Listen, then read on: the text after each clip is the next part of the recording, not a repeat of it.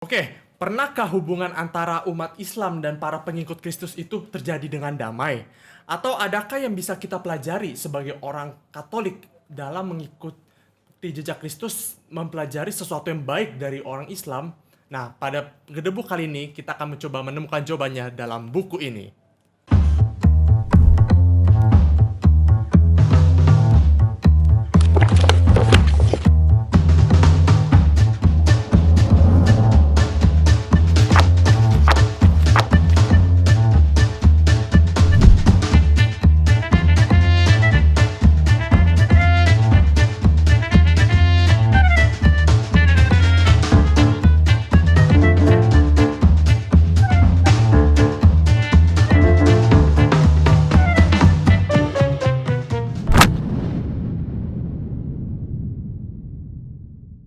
Baik, sahabat-sahabat seperjalanan, pada podcast kali ini ya, dengan tema cukup tampak seperti orang muslim yang sedang menyucikan hatinya di bulan suci Ramadan kali ini, saya akan mencoba ya mereview suatu buku yang cukup fenomenal, cukup membawa saya pada suatu wawasan pengalaman rohani yang cukup baik ketika saya masih kelas 2 SMA, yaitu buku Santo dan Sultan, Kisah Tersembunyi tentang Juru Damai Perang Salib.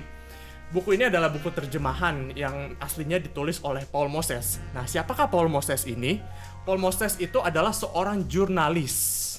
Jurnalis yang memang walaupun dia biasa ya melakukan liputan-liputan investigasi, tapi kali ini dia dengan cukup berani mau menulis suatu buku yang mau nggak mau dia harus bersentuhan dengan teks-teks literatur atau biografi dari abad pertengahan. Bayangkan, sahabat-sahabat seperjalanan, 800 teks-teks dari 800 tahun yang lalu harus dia ulik-ulik, harus dia gali-gali untuk menulis buku yang kurang lebih tebalnya 300 bahkan pas 400 halaman ini. Bisa dibayangkan ya, untuk seorang yang memang gak terbiasa, bukan dari golongan OFM atau golongan umat penulis muslim, berani menulis buku yang setebalnya 400 halaman ini kalau diterjemahkan. Nah, kenapa sih kita harus tahu isi buku ini, sahabat-sahabat seperjalanan? Nah, sebenarnya perjumpaan antara Santo Fransiskus Assisi dan Sultan Malik Al-Kamil ini jarang loh ada orang yang tahu, entah dari orang Kristen sendiri maupun orang-orang Muslim. Nah, kalau misalnya dari kalangan orang Katolik, kalau misalnya perjumpaan baik antara orang Kristen dengan orang Muslim itu ya sekurang-kurangnya berdasarkan contoh yang lagi beacon atau lagi terkenal zaman sekarang ini aja, yaitu kunjungannya Paus Fransiskus ke Abu Dhabi. Nah, kalau misalnya dari kalangan Muslim, mungkin juga contoh-contoh yang gak beda jauh lah. Nah, melalui buku ini setidaknya, sahabat-sahabat seperjalanan yang terkasih, kita akan melihat bahwa kisah ini rasa-rasanya memang perlu diangkat untuk supaya kita tahu bahwa kedua agama ini yang kadang-kadang kalau misalnya kita ya pada konteks Indonesia ini tampak-tampaknya sering musuhan, tapi ternyata nggak seperti itu loh hubungan kita. Kita pernah melakukan hubungan damai, dan alangkah baiknya jika relasi damai antara umat Kristen dengan umat Muslim ini bisa kita bangkitkan kembali, kita hidupkan kembali di zaman saat ini secara khusus pada konteks kita di Indonesia. Nah, setelah kita udah mengetahui kenapa harus tahu baca buku ini, setidaknya ada 3 insight sih yang ingin mau saya bagikan dari buku ini. Nah, pertama, tentang sosok Fransiskus Assisi dengan Sultan Malik Al-Kamil. Nah, pertama, saya ingin menggambarkan secara ringkas siapa sih itu Fransiskus Assisi yang memang udah banyak tuh namanya dipakai untuk nama paroki, nama orang, atau juga nama lingkungan kalau misalnya di kalangan kita ya, Gereja Katolik. Fransiskus Assisi ini kan santo kelahiran dari Itali, pernah menjadi kesatria dari suatu kerajaan di Itali, suka perang, dan pernah kalah hingga ditawan. Pengalaman ditawan dan pengalaman rasa sakit yang dialami selama ditawan inilah membuat dia sampai pada insight atau pencerahan bahwa dia pengen memberikan diri kepada Tuhan secara total. Nah, kalau misalnya setelah dia sudah mencapai komitmen untuk menyerahkan dirinya secara total bagi Tuhan, ada banyak kisah yang memang digambarkan atau kisah-kisah ajaib tentang Santo Fransiskus Assisi terhadap segala hal yang ada di sekitarnya. Mulai dari dia menjual harta banyak hartanya untuk orang miskin, menjinakkan seekor serigala liar yang ada di luar kotanya, berkhotbah dengan ikan, ya walaupun saya juga nggak bisa melakukan ini. Lalu juga kalau yang jarang diketahui oleh orang-orang Katolik adalah yang pertama, tahu kan kalau misalnya pas lagi Natal itu ada namanya kandang Natal. Itu inspirasinya dari mana? Inspirasinya justru pertama kali dibuat oleh Santo Fransiskus Assisi dalam suatu perayaan malam Natal. Atau contoh yang lain, nah ini lagi cocok nih kan masa Paskah. Kalau lagi jalan salib, pernah nggak sih berpikir, ini siapa sih yang punya ide kalau misalnya ada 14 figur jalan salib itu diletakkan di dinding gereja? Pernah mikir nggak? Nah, konsep atau ide ini berasal dari Santo Fransiskus Assisi juga loh, sahabat-sahabat seperjalanan. Itu kalau misalnya dengan membaca ini, kurang-kurang pasti kamu akan tahu betapa sumbangan Santo Fransiskus Assisi itu sangat hebat untuk gereja kita. Nah, lalu kalau sosok Malik Al-Kamil, nah sebenarnya pertama-tama kalau untuk sosok Malik Al-Kamil ini tidak terlalu populer di kalangan umat Islam itu sendiri. Tidak banyak yang mengenal sosok ini, sosok yang adalah ponakan dari Raja Salahuddin yang cukup terkenal di zaman-zaman Perang Salib tahun 1200-an. Nggak banyak memang catatan yang menceritakan tentang beliau. Pun di buku ini juga saya rasa Paul Moses agak cukup susah untuk menggambarkan siapa itu Sultan Malik Al-Kamil. Sekurang-kurangnya digambarkan dia adalah ponakan dari Raja Salahuddin yang memang hidupnya sudah kayak bangsawan, sama kayak Santo Fransiskus Assisi, hidupnya bangsawan dalam keluarga yang cukup berada, mapan, serba ada. Tetapi yang cukup unik dari Sultan Malik Al-Kamil adalah dia itu dikisahkan sudah sejak masa mudanya tuh terbiasa gitu loh untuk nongkrong, berjumpa dengan orang-orang Kristen, secara khusus orang-orang dari Katolik Roma dan Katolik Koptik. Siapa itu kalau Katolik Koptik? Katolik Koptik adalah orang-orang Katolik yang berada di Mesir, tempat tinggalnya Malik Al-Kamil. Sehingga rasa-rasanya karena memang sudah ada latar belakang terbiasa ya, toleransi hidup beragama, nantinya peristiwa perjumpaan ini bisa terjadi.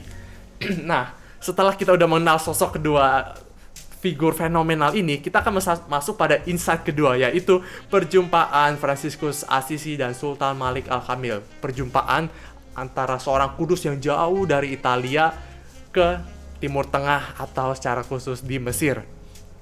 Pernah nggak sih kebayang kalau konteks zaman perang sekarang nih ya, antara Ukraina dan Rusia?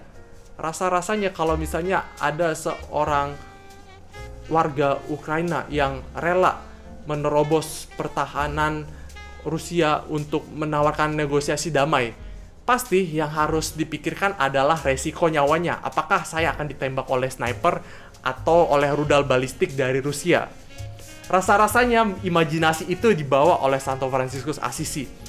Dia memiliki suatu komitmen, kesungguhan, niat untuk menghentikan perang salib yang dia saksikan banyak sekali korbannya, tidak sedikit kerugian material dan non-material yang terjadi.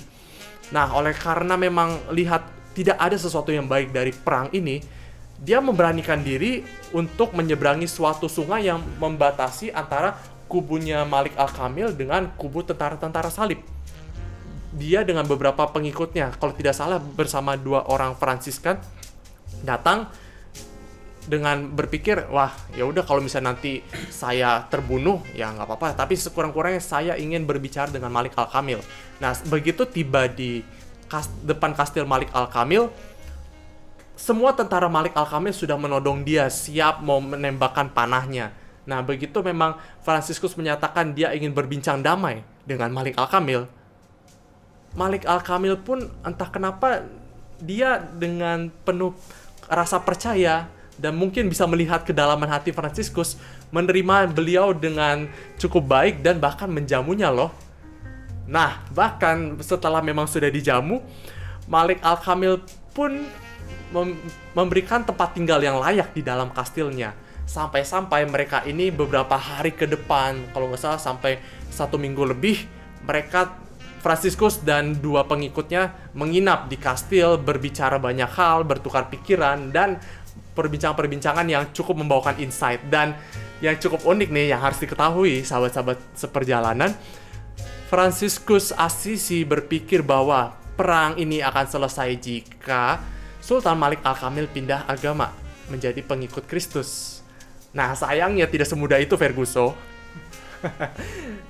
Fransiskus Assisi mengalami frustasi untuk mempertobatkan Malik Al-Kamil. Ya, bayangkan saja orang yang sudah dari kecil tinggalnya di lingkungan Muslim, pas ketika dewasa membunuh orang-orang Katolik, ya rasanya susah untuk mendapatkan dia mengharapkan dia ini berpindah keyakinan menjadi pengikut Kristus. Sehingga ya walaupun emang tujuan utamanya Fransiskus gagal, tapi sekurang-kurangnya karena memang relasi keakraban yang sudah dibangun dengan sungguh-sungguh antara kedua orang hebat ini, Fransiskus Assisi mendapatkan keuntungan atau privilege bahwa Malik Al-Kamil memberikan akses kepada Fransiskus dan para pengikutnya dan juga tentara salib untuk selama 12 tahun mengelola tanah suci. Nah, setidaknya karena memang ada bukti historis inilah, kalau misalnya kita melihat ke zaman sekarang, para imam Fransiskan itu tuh yang mengelola tanah suci atau Yerusalem yang ada sampai dengan saat ini. Kalau misalnya nanti sahabat-sahabat seperjalanan akan ada waktu ya, puji Tuhan, berjalan-jalan ke Yerusalem, akan melihat tuh, oh kok di sini malah lebih banyak orang-orang jubah coklat Fransiskan ya.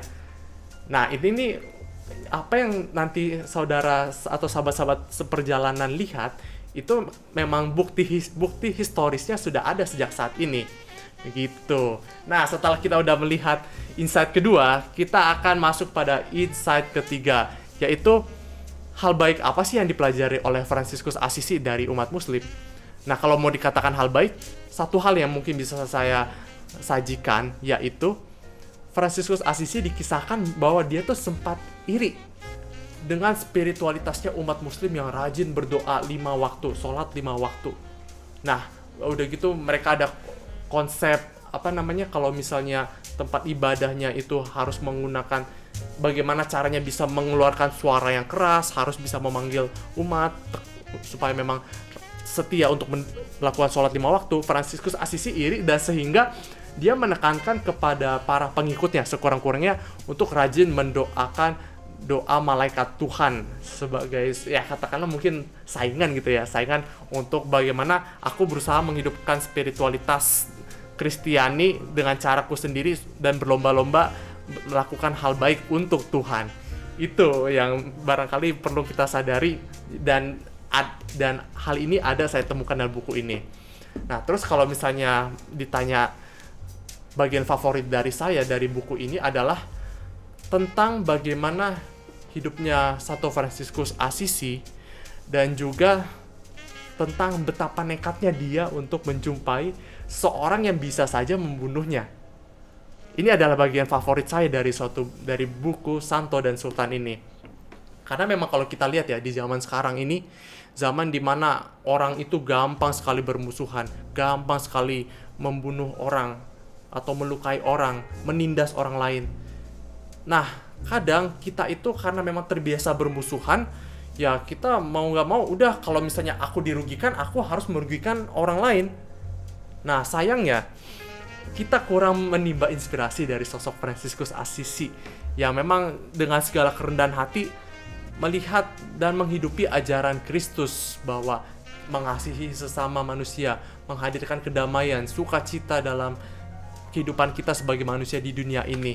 Sehingga kalau ada konflik kita tuh jarang mau menjadi duta damai seperti Fransiskus Assisi yang rela mendatangi musuh umat Kristen saat itu, dan kita pun saat ini jarang mau menjadi perantara damai antara dua pihak yang bersekutu. Nah, oleh karena itu sahabat-sahabat seperjalanan yang terkasih, sekiranya yuk setelah kita sudah menonton video ini, mari kita bersama-sama meneladani sosok Fransiskus Assisi yang rela mau mewujudkan kedamaian di muka bumi ini.